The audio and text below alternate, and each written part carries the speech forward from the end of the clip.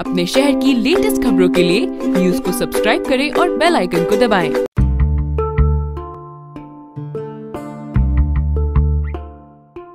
विजय विश्व तिरंगा प्यारा, झंडा ऊंचा रहे हमारा। यही भावना हर हिंदुस्तानी के मन में अपने राष्ट्रीय ध्वज के प्रति रहती है। देश की अखंडता और एकता का नतीजा है कि आज हर भारतवासी के अंदर यही आवाज निकलती है कि मेरी जान तिरंगा है, मेरी शान तिरंगा है। आप सभी को गणतंत्र दिवस की हार्दिक शुभकामनाएं। और इस गणतंत्र दिवस पर प्रस्तुत है हमारी खास पेशकश, तिरंगे का बदलता स्वरूप। हमारा प्यारा तिरंगा लहराता हुआ अच्छा लगता है, लेकिन क्या तिरंगे का जो स्वरूप आज है हमेशा से वही स्वरूप था? नहीं। भारत के इतिहास की तरह ही भारत के झंडे का इतिहास भी काफी लंबा और पुराना है।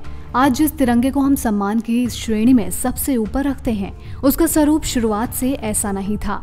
कई परिवर्तन हुए, तब जाकर 3 रंग का तिरंगा बना, जिसे 26 जनवरी 1950 में फहराकर संवैधानिक रूप से अपनाया गया। तो चलिए आपको बताते हैं कि झंडा अपने किस किस रूप से होकर गुजरा और कैसे उसे अपना अंतिम स्वरूप मिला।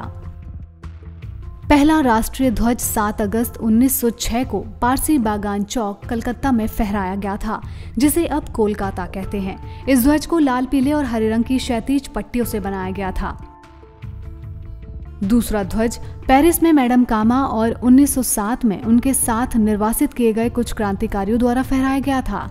ये भी पहले इस ध्वज के समान ही था, सिवाय इसके कि इसमें सबसे ऊपर की पट्टी पर केवल एक कमल था और 7 तारे सप्तऋषि को दर्शाते हुए हैं। ये ध्वज बर्लिन में हुए समाजवादी सम्मेलन में भी प्रदर्शित किया गया था।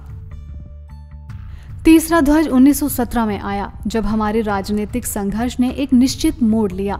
डॉक्टर एनी बेसेंट और लोकमान्य तिलक ने घरेलू शासन आंदोलन के दौरान इसे फहराया। इस ध्वज में 5 लाल और 4 हरी क्षैतिज पट्टियां एक के बाद एक और सप्तऋषि के अभिविन्यास में इस पर बने 7 सितारे थे। बाईं ओर ऊपर किनारे पर यूनियन जैक था। एक कोने में सफेद अर्धचंद्र और सितारा भी था। 1916 में पहली बार कांग्रेस ने एक ध्वज का निर्माण करने का फैसला किया। अखिल भारतीय कांग्रेस कमेटी के सत्र के दौरान, जो 1921 में बनाया गया, और इसकी जिम्मेदारी पिंगलई वेंकैया को सौंपी गई। उन्होंने एक झंडा बनाकर गांधी जी को दिया। ये 2 रंगों का बना था, लाल और हरा रंग, जो 2 समुदायों अर्थात हिंदू और मुस्लिम का प्रतिनिधित्व करता था। गांधी जी ने सुझाव दिया कि भारत के शेष समुदायों का प्रतिनिधित्व करने के लिए इसमें एक सफेद पट्टी और राष्ट्र की प्रगति का संकेत देने के लिए एक चलता हुआ चरखा होना चाहिए। 5वां ध्वज वर्ष 1931 ध्वज के इतिहास में एक यादगार वर्ष रहा। तिरंगे ध्वज को हमारे राष्ट्रीय ध्वज के रूप में अपनाने के लिए एक प्रस्ताव पारित किया गया।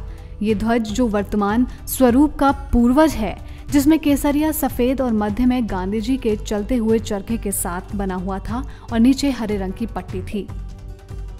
छठा ध्वज 22 जुलाई 1947 को संविधान सभा ने इसे मुक्त भारतीय राष्ट्रीय ध्वज के रूप में अपनाया।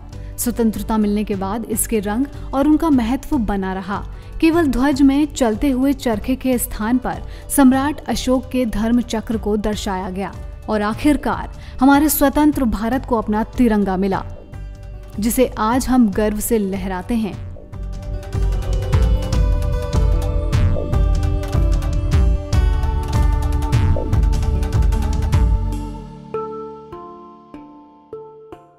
News desk.